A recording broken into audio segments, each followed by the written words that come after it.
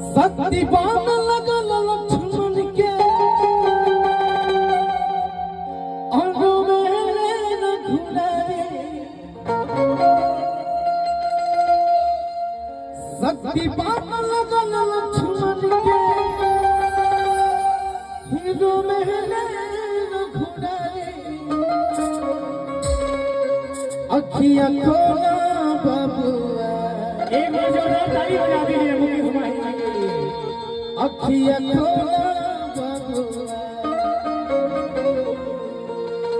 अब बोलब के छोटका बारे अभी छोटा है। अखिया खोला बबुआ। राजा के हम कहब अवध में अब कुछ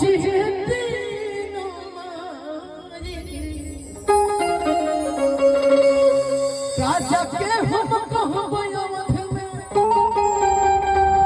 अब कुछ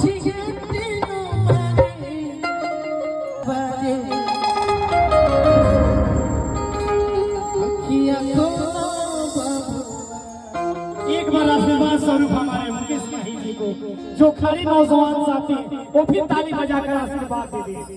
जो आवाज में तत्व है, वो कशिश है, वो फीलिंग है। थैंक यू भैया। ये आप